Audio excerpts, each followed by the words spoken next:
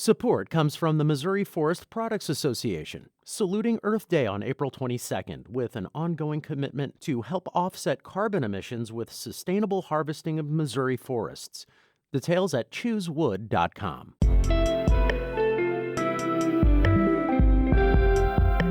It's Tuesday, June 21st, 2022, and this is The Gateway. I'm Rachel Lippman, in for Wayne Pratt.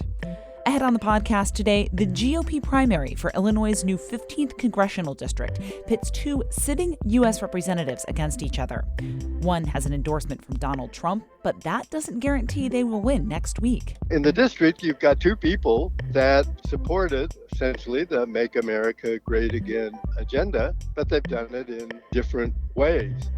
St. Louis Public Radio's Eric Schmid examines the contest between Mary Miller and Rodney Davis, but first, the news. Former Missouri Governor Eric Greitens created a firestorm Monday with a web ad about hunting people who aren't conservative enough.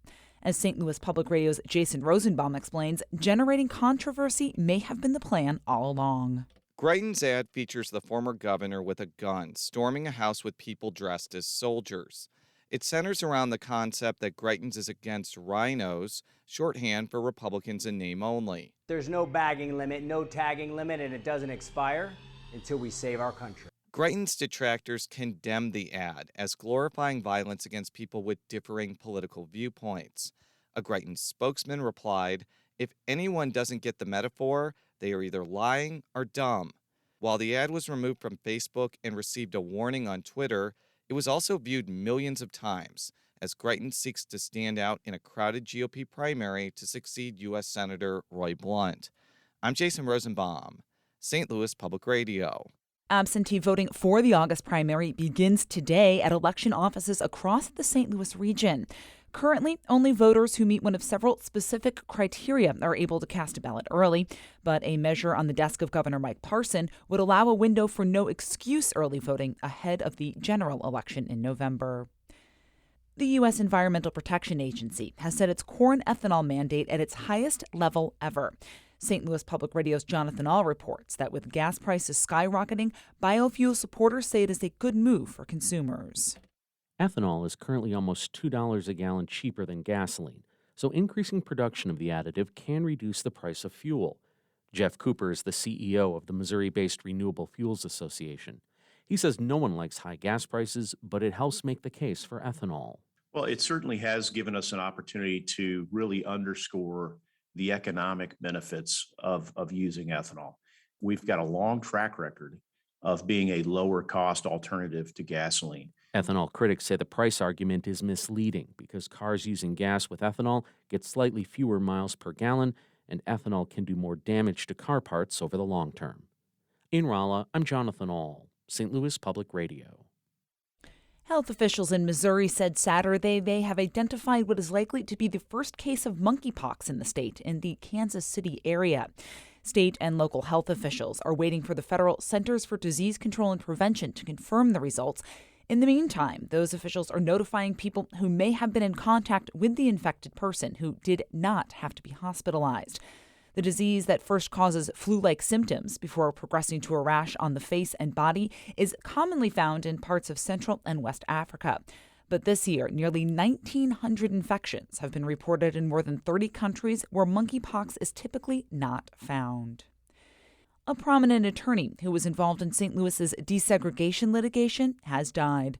Ned Lemkemeyer died last week. He was a labor and employment attorney who worked with the late William Danforth to help the St. Louis public schools negotiate a settlement that allowed city students to continue attending suburban schools. Lemkemeyer worked at the law firm Bryan Cave Leighton Paisner until his death. He was also on the board of the Muni, St. Luke's Hospital, and the St. Louis Symphony Orchestra. Lemkemeyer was 85. He is survived by his wife and 2 sons, as well as 5 grandchildren.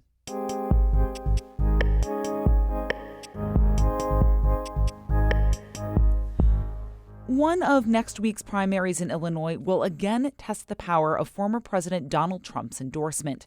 The new Illinois 15th pits 2 sitting GOP Congress members against each other. St. Louis Public Radio's Eric Schmid reports the primary winner in the heavily Republican district likely will win in November.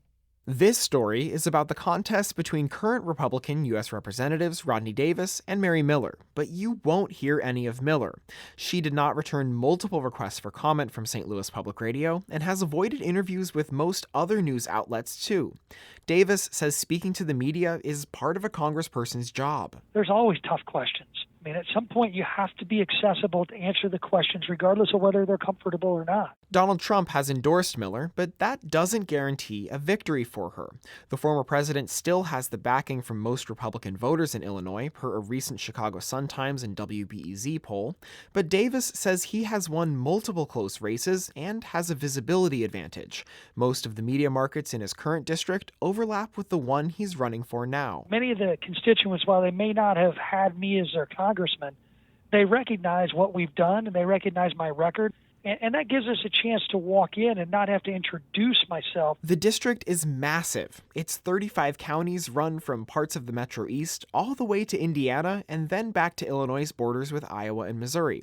Whomever wins the June 28th GOP primary is all but guaranteed a win in November, too, because of how the district is drawn. Frank Calabrese is a political consultant who's worked on different redistricting efforts throughout the state. It purposely avoids cities because cities tend to attract Democratic voters, and this was drawn to be a Republican sink district. That means the district has GOP voters who will follow Trump's lead, and those who will pick their own candidate. Davis has also locked up his share of endorsements, too. The Illinois Farm Bureau's Political Action Committee supports the Republican from Taylorville.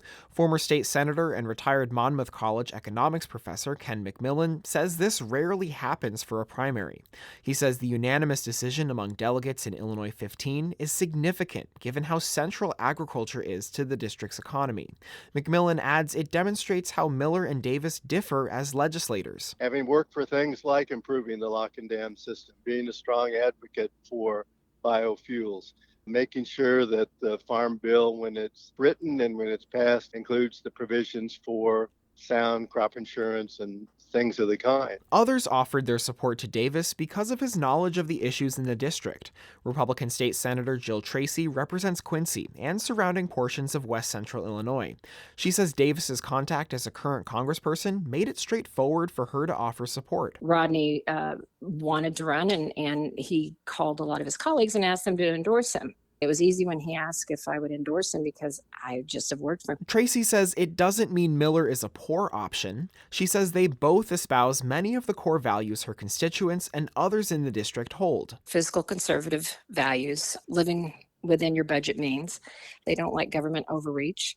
And for the most part, they very staunchly support the Second Amendment rights of our U.S. Constitution. McMillan agrees and says he sees both candidates working to court voters across central and southern Illinois. In the district, you've got two people that supported essentially the Make America Great Again agenda, but they've done it in different ways. This race is one of many that tests the power of Donald Trump's endorsement, but political consultant Calabrese says Trump's vocal support may not be enough. He has not gone to the district yet and held a rally or a press event. I think Mary Miller really needs Trump to physically be in the district to get the full Trump effect. Miller is giving Trump an opportunity for a last-minute visit. She reserved the Adams County Fairground for 3 days this week. I'm Eric Schmid, St. Louis Public Radio. Former President Trump is now scheduled to speak at a rally for Mary Miller on Saturday at the Adams County Fairgrounds right outside of Quincy. Our Fred Ehrlich edited that piece. The Gateway is a production of St. Louis Public Radio, a listener-supported service of the University of Missouri St. Louis. Music by Ryan McNeely of Adult Fur. I'm Rachel Lippman. Have a great day.